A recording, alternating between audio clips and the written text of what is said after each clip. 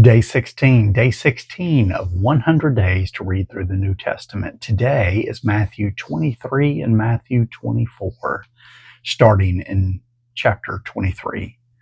Then Jesus said to the crowds and to his disciples, "The teachers of the law and the Pharisees sit in Moses' seat. So you must be careful to do everything they tell you. But do not do what they do, for they do not practice what they preach. They tie up heavy, cumbersome loads and put them on other people's shoulders, but they themselves are not willing to lift a finger to move them. Everything they do is done for people to see. They make their phylacteries wide and the tassels on their garments long. They love the place of honor at banquets and the most important seats in the synagogues. They love to be greeted with respect in the marketplaces and to be called rabbi by others. But you are not to be called rabbi, for you have one teacher and you are all brothers. And do not call anyone on earth father, for you have one Father and he is in heaven. Nor are you to be called instructors, for you have one instructor, the Messiah. The greatest among you will be your servant. For those who exalt themselves will be humbled, and those who humble themselves will be exalted. Woe to you, teachers of the law and Pharisees, you hypocrites! You shut the door of the kingdom of heaven in people's faces. You yourselves do not enter, nor will you let those enter who are trying to. Woe to you, teachers of the law and Pharisees, you hypocrites! You travel over land and sea to win a single convert, and when you have succeeded, you make them twice as much a child of hell as you are. Woe to you, blind guides! You say, if anyone swears by the temple, it means nothing, but anyone who swears by the gold of the temple is bound by that oath. You blind fools, which is greater, the gold or the temple that makes the gold sacred? You also say, if anyone swears by the altar, it means nothing, but anyone who swears by the gift on the altar is bound by that oath. You blind men, which is greater, the gift or the altar that makes the gift sacred? Therefore, anyone who swears by the altar swears by it, and by everything on it. And anyone who swears by the temple swears by it and by the one who dwells in it. And anyone who swears by heaven swears by God's throne and by the one who sits on it. Woe to you, teachers of the law and Pharisees, you hypocrites!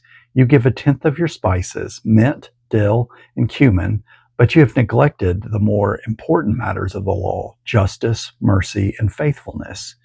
You should have practiced the latter. Without neglecting the former, you blind guides! You strain out a gnat but swallow a camel. Woe to you, teachers of the law and Pharisees, you hypocrites! You clean the outside of the cup and dish, but inside they are full of greed and self-indulgence. Blind Pharisee, first clean the inside of the cup and dish, and then the outside also will be clean. Woe to you, teachers of the law and Pharisees, you hypocrites! You are like whitewashed tombs, which look beautiful on the outside, but on the inside are full of the bones of the dead and everything unclean. In the same way, on the outside you appear to people as righteous, but on the inside you are full of hypocrisy and wickedness. Woe to you, teachers of the law and Pharisees, you hypocrites! You build tombs for the prophets and decorate the graves of the righteous. And you say, if we had lived in the days of our ancestors, we would not have taken part with them in shedding the blood of the prophets. So you testify against yourselves that you are the descendants of those who murdered the prophets. Go ahead then and complete what your ancestors started. You snakes, you brood of vipers, how will you escape being condemned to hell? Therefore, I am sending you prophets and sages and teachers. Some of them you will kill and crucify. Others you will flog in your synagogues and pursue from town to town. And so upon you will come all the righteous blood that has been shed on earth, from the blood of righteous Abel to the blood of Zachariah, son of Berechiah, whom you murdered between the temple and the altar. Truly I tell you, all this will come on this generation. Jerusalem, Jerusalem, you will kill the prophets and stone those sent to you. How often I have longed to gather your children together, as a hen gathers her chicks under her wings. And you are not willing. Look, your house is left to you desolate. For I tell you, you will not see me again until you say, 'Blessed is he who comes in the name of the Lord.'" Chapter 24. Jesus left the temple and was walking away when his disciples came up to him to call his attention to the buildings. "Do you see all these things?" he asked. "Truly I tell you, not one stone here will be left on another. Every one will be thrown down." As Jesus was sitting on the Mount of Olives, the disciples came to him privately. "Tell us," they said, "when will this happen, and what will be the sign of your coming and of the end of the age?" Jesus answered, "Watch out that no one deceives you, for many will come in my name, claiming, 'I am the Messiah,' and will deceive many. You will hear of wars and rumors of wars, but see to it that you are not alarmed. Such things must happen, but the end is still to come. Nation will rise against nation, and kingdom against kingdom. There will be famines and earthquakes in various places. All these are the beginning of birth pains.